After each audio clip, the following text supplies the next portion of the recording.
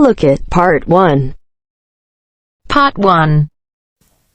You will hear Kevin Brown asking for information about renting an apartment through an agency. First, you have some time to look at questions 1 to 5.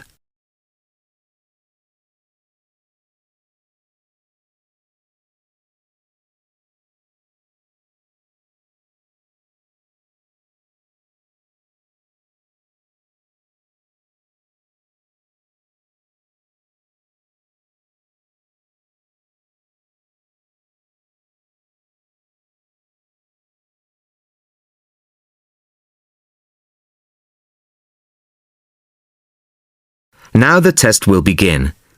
You should answer the questions as you listen, as you will not hear the recording a second time. Listen carefully to the first part of the conversation and answer questions 1 to 5. Good afternoon. How can I help you? Hello, my name's Kevin Brown. I saw your advertisement in today's local paper, apartments to let in all areas of the city. Yes, Mr. Brown. We currently have several properties available. What part of the city were you thinking of? Well, city centre ideally. Okay.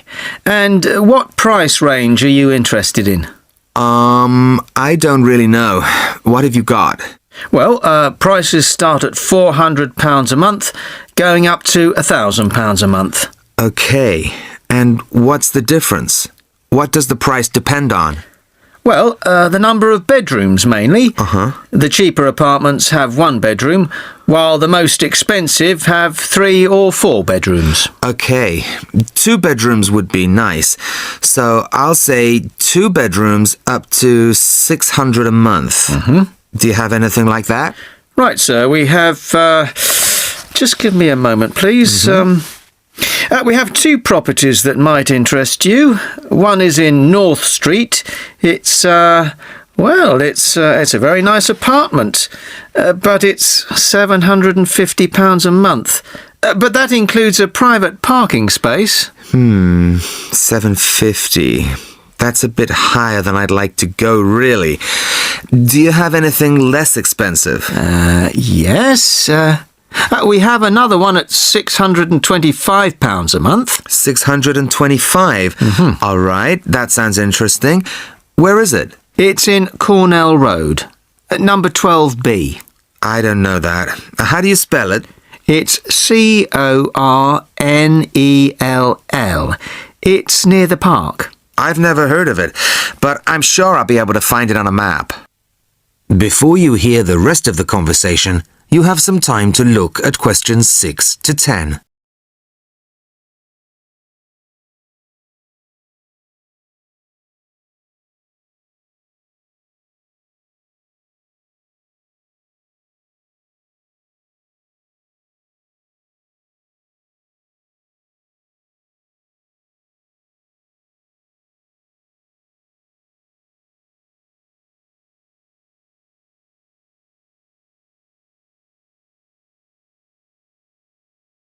Now listen and answer questions 6 to 10. So, would you like to see the apartment, sir? Yes, I would. I'd like to rent somewhere fairly soon. Would tomorrow be possible? Sorry, I'm afraid nobody is available all day tomorrow. It's quite a busy time of year for us. I see. But if you're free later today, you could see it at 5:15. Sure, no problem. I could manage that. OK. So that'll be 5:15 with my colleague Jason. He'll meet you at the apartment. That's fine. And one more thing. What do I need to provide to rent an apartment with you? What documents, that kind of thing? Yes, of course. Do you have a job? Yes, I work in a travel agency. Well, a reference letter from your employer, saying you work for them, and a deposit, which is 1 month's rent plus a fee of £60. What's that for? It's an administration fee to cover the cost of preparing the contract. Okay. And one last thing. When would this apartment be available? It's empty now, so you could move in as soon as the contract was signed. That's great. Thanks very much indeed. Bye. Goodbye, Mr. Brown. That is the end of Part 1. You now have half a minute to check your answers.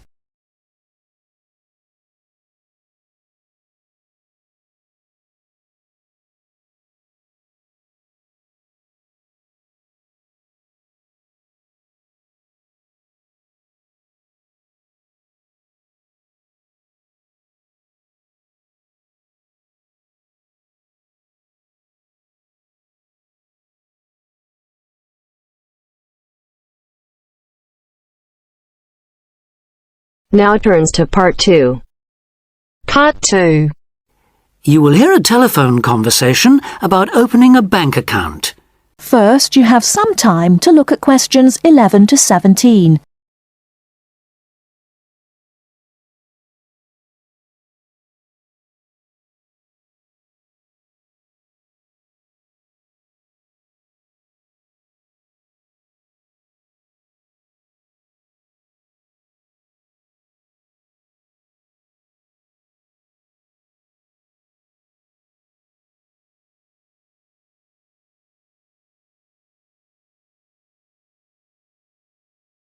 Now, listen carefully and answer questions 11 to 17.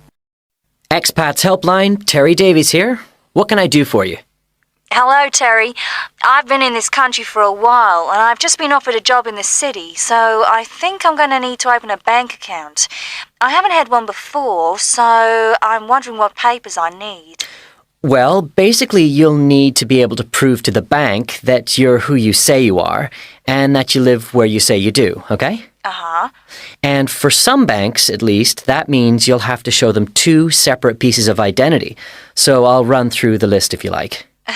Yes, please. Okay. I'll bring it up on the screen. Let's see. Here it is. Right. The first thing it says is a valid passport. Mine's Australian. Yes, that would be fine, of course. The next one is a driving license, and again, one from your country would be okay. Then that's followed by birth certificate.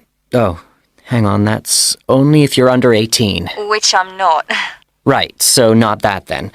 But you can also show them a benefit book. For instance, if you're in ill health or unemployed or getting income support. Yes, I could bring that. Or a letter from my employer, maybe? Well, that's not actually on the list, so we'll have to assume you can't. Okay. And to prove where I live? Again, there are several possible things listed here. For instance, you could use a bill for council tax or something else for where you live, such as an insurance certificate. I've got one of those, somewhere among all my papers. But what about bills? Things like phone bills, I mean. As long as it has your address on it, yes, fine. So a bill for my mobile would do, would it? I'm afraid it would have to be for a fixed line phone. You could use other types of household bill, though, as long as you get them through the post. How about an electricity bill? That'll say where I live, won't it? If it's in your name and not that of a landlord, yes. It is, so I'll probably take that then. There's one other you might want to use, a vehicle registration document. If you have a car or motorbike or something, of course. No, I haven't actually. Now, I believe there's a bank actually inside the commercial centre, and I might open an account there, seeing as how that's where I'll be every day. Yeah, that would seem to make sense. I know people who bank there. I actually read about it in a city guide. My cousin picked it up when he was here a couple of years ago, and I made a few notes. Do you mind if I run through them with you now, just to make sure the details haven't changed? Fine, go ahead. Okay, first question. It's still a branch of the Popular Bank, is it? The one with links to Australian banks? No, it's actually been taken over by another big banking group, the Savings Bank. It still seems quite popular, though, especially with people doing business in the Asia-Pacific area. And when is it open, Monday to Saturday? I'll have to check their website for that. Give me a second or two, will you? Sure. Right. I've got it. Customer service, and it's just weekdays, I'm afraid. Does it say what their business hours are? I'm just looking for that. It's on a different page for some reason. I think there's been a change at some banks in the last year or so. Yeah, here it is. It's open from 9:30 in the morning till 3:30 in the afternoon. And it's on the top floor of the main centre building, is it? Next to the travel agency? That's where it used to be, but they've since moved it to a slightly bigger place. It's on the ground floor now. Oh. And one last thing on this. I know most banks give incentives to young people to open accounts with them, but apparently this one didn't. Do you know if they're offering anything these days? I'll just check. I'm sure they'd say so on their new clients page if they were.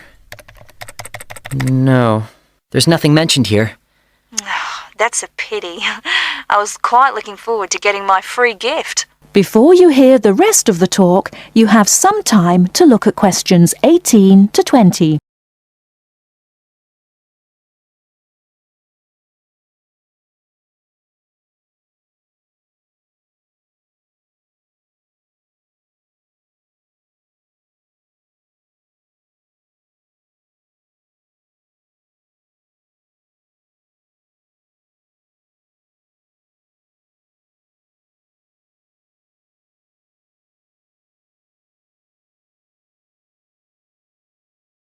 Now listen and answer questions 18 to 20. There are plenty of other banks within walking distance, you know. It may be worth shopping around to see what they've got to offer. Longer opening hours, including Saturdays, perhaps less crowded. Can you tell me how to get to a couple of them? I know where the commercial centre is, so that's probably my best starting place. Sure. For the Royal Bank, you need to turn left when you leave the centre, go along Market Street past the post office, and turn left up Bridge Street past the Shaw Theatre. Then you take the first right. You'll see an internet cafe on the other side, and the Royal is just a bit further along on the right, directly opposite the Park Hotel. Okay, I've got that. What about the Northern Bank? For that one, you turn right as you come out of the centre and go along Market Street until you come to the junction with West Street. There you turn right again and carry on up as far as the next junction where you take a left. You'll see the bank from there. It's the third building on the right. Fine. And the last one, the National Bank? You can go either way from the centre, really. Up West Street or Bridge Street and then along past City Hall. The bank is on the other side of the road, right next to the tourist office. You can't miss it. Great. Thanks a lot for your help. Anytime. Bye. Bye. That is the end of part 2.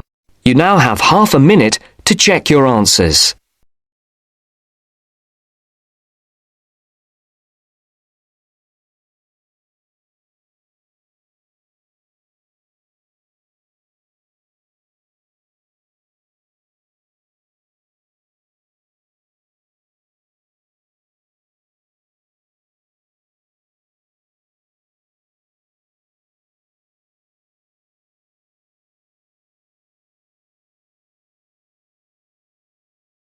Now turns to part 3. Part 3. John has applied to train as a teacher and is being interviewed. In this stage of the interview, the interviewer will discuss John's previous studies and work experiences. First, you have some time to look at questions 21 to 25.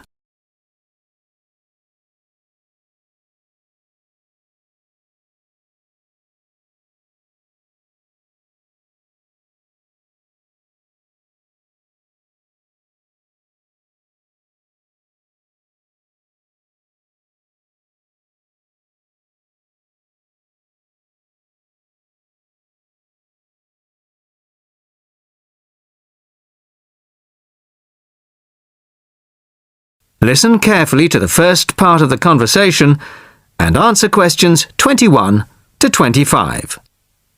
Hello, come in and take a seat. You are John Evans? Yes, I am. Well, as I'm sure you're aware, the purpose of this part of the interview is to go over your CV and talk a little further about your previous studies and experiences. Yes. So, your first degree was in French, of course. Yes, with a minor in film studies. An interesting combination. Mostly French films, presumably? Well, European cinema in general, but with a bias towards French cinema. Ah, and your degree took 4 years? Yes. In the third year, I was an exchange student at Bruges University in Belgium. I was there for a full academic year, 9 months. Right. Well, you graduated 2 years ago, and then you took some time out, as it were. Yes, I spent 6 months as a volunteer working on restoring historic buildings in France. Oh. Was that with a well-known organisation? They're called restoration vacations here, but they operate under different names in several countries.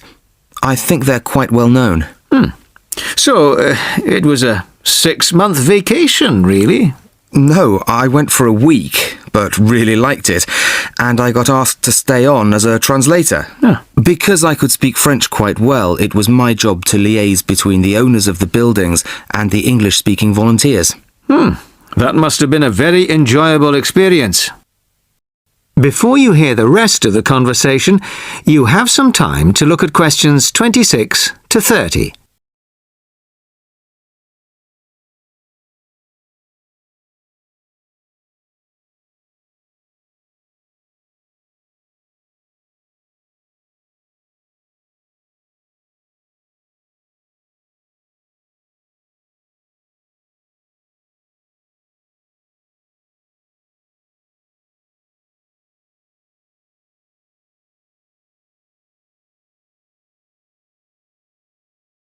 Now listen and answer questions 26 to 30.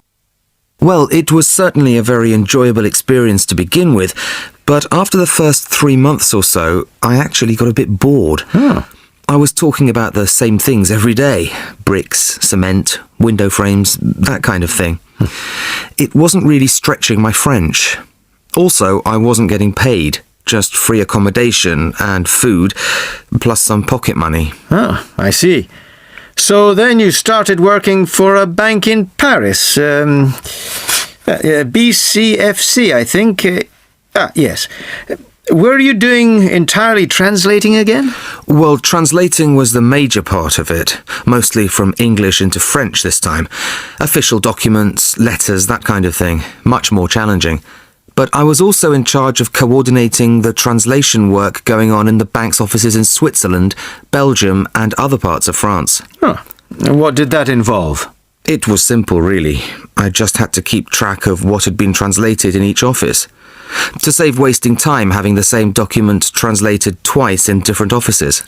So, you stayed there for a year and a half, and then you left. Why was that? Simple, to apply for this course. I see. Why give up a secure job in Paris to train as a teacher here? I've always imagined that I'd be a teacher, really.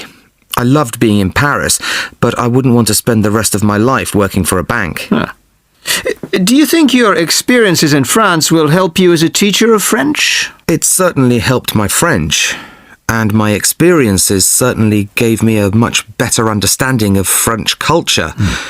Although that may not be of enormous use when it comes to standing up in front of a class of British 13-year-olds. Perhaps not. Thank you very much. The next stage of the interview will be conducted by my colleague in room 207. That is the end of part 3. You now have half a minute to check your answers.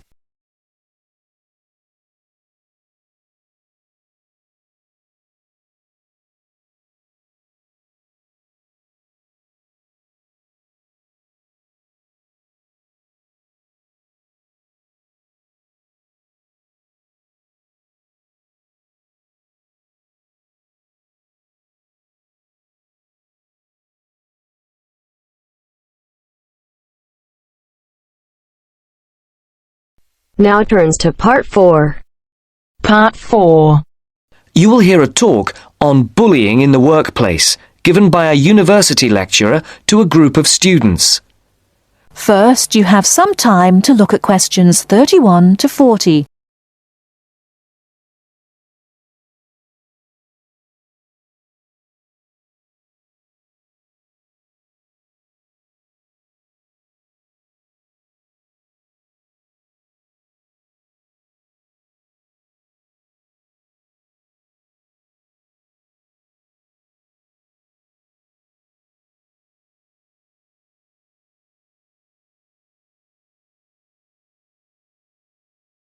Now listen carefully and answer questions 31 to 40. Good morning. My name is Dr. Mervyn Forrest, and I specialize in management techniques and training. I've been invited here today to talk to you about the cost to the economy of bad management.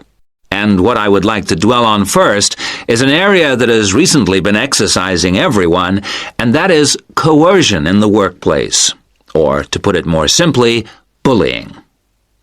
It has been estimated that bullying at work costs the British economy up to £4 billion a year in lost working time and in legal fees. And with the problem apparently on the increase, it is time that managers took on board what is happening. I would like to think that what is perceived as bullying is nothing more than lack of experience, insecurity, or lack of awareness on the part of managers, and not a conscious effort to attack someone. But that is perhaps a case of my being naive or over-hopeful. Before we break up into groups to look at the first task on the handout you've got, I'd like to give you a start with some of the main bullying methods that have been identified so far. Basically, what I'm going to do here is to give you examples of 1 or 2 points.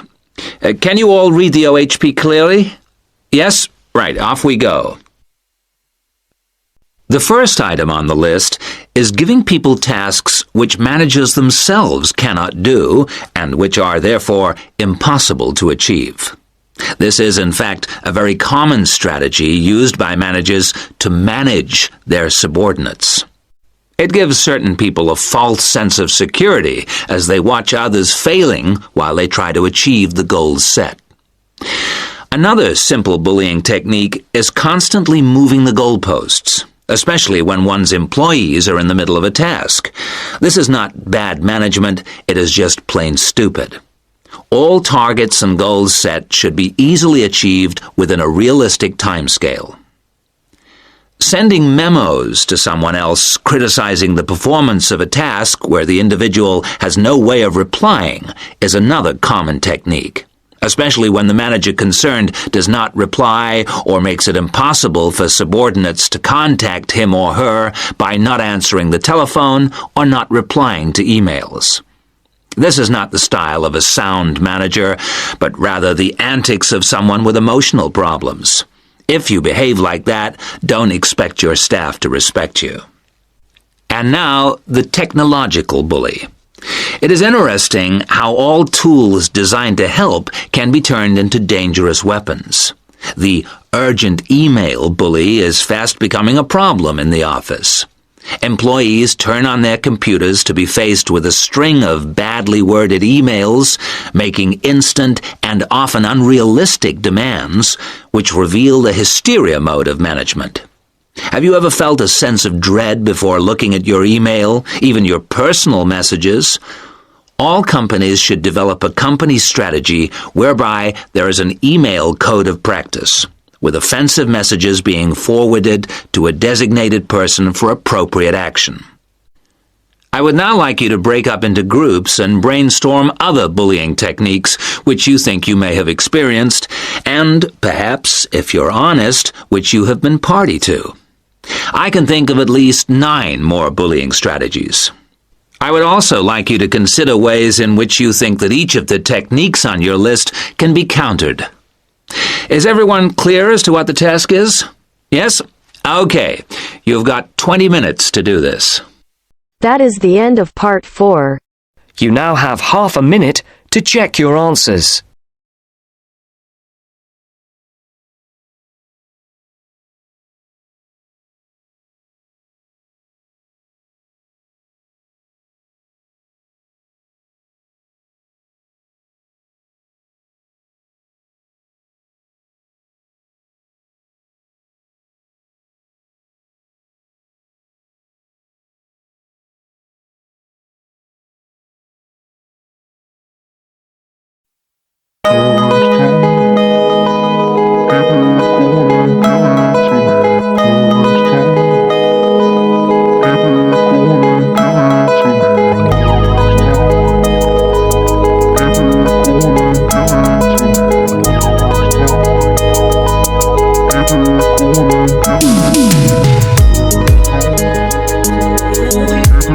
Give it to me.